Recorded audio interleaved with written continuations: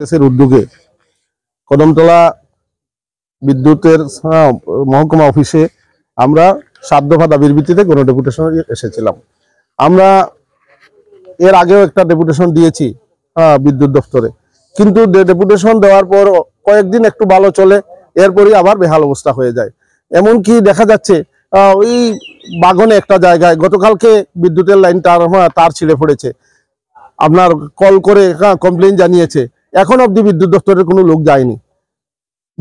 আমরা সিনিয়র ম্যানেজারকে 1 সপ্তাহ আগে ডেপুটেশন দেব জানিয়েছিলাম, কিন্তু দুর্ভাগ্য সিনিয়র ম্যানেজার সাহেব উনার দায়কে এড়ানোর জন্য একজন মতিলাল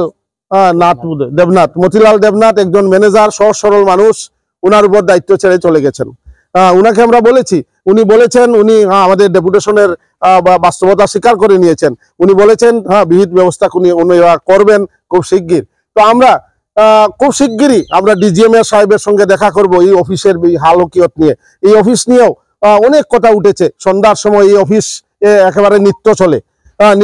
মানুষ বলছে, আমার বক্তব্য নয়, মানুষ বলছে এই অফিসটাতে নিত্য চলে, মানে কেউ ফোন ধরে না, এমন অবস্থা চলে। তো এইসব অরাজকতা তো চলতে পারে না। এই অরাজকতার বিরুদ্ধে আমরা ডিজিএম সাহেবকে জানাবো।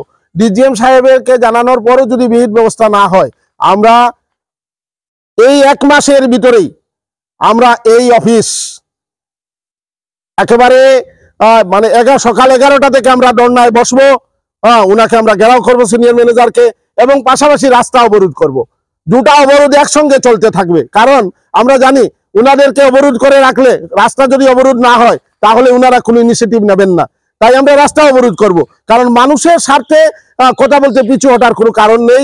আমরা 54 কদমতলা কুর্তি ব্লক কংগ্রেস আমরা আগামী ইন্টিমেশন জানানোর পরে যখন সিনিয়র ম্যানেজার থাকলেন না, এমনকি আমাদেরকে ফোনেও জানালেন না যে উনি থাকতে পারছেন না একটা অসুবিধার জন্য, এ ধরনের বদ্ধতাটুকু ওনার মধ্যে যেহেতু নেই, আমরা আন্দোলন ছাড়া কোনো রাস্তা নেই। তো আমরা একটা কথা বলতে পারি, আমরা সব লাইনম্যানকে দোষী বলবো না।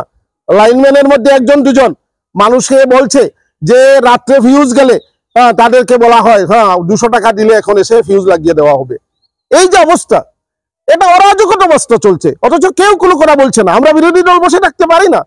আমরা আজকে বাধ্য হয়ে উনাকে আমরা 1 ঘন্টা ঘেরাও করে রেখেছি। উনি কথা দিয়েছেন আমাদের দাবিগুলা উনি খতিয়ে দেখে উনি বাস্তবায়িত করবেন খুব শিগগিরই।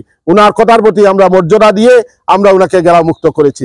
আমি আজকের এই আপনার ঘেরাওয়ে যারা এসেছিলেন, আমি সবাইকে ধন্যবাদ জানাবো ভারতীয় জাতীয় কংগ্রেসের পক্ষ থেকে, এবং পুলিশ প্রশাসন আমাদেরকে যেভাবে সহযোগিতা করেছেন, আরক্ষা দপ্তরের কর্মীদেরকে আমি ধন্যবাদ জ্ঞাপন করব।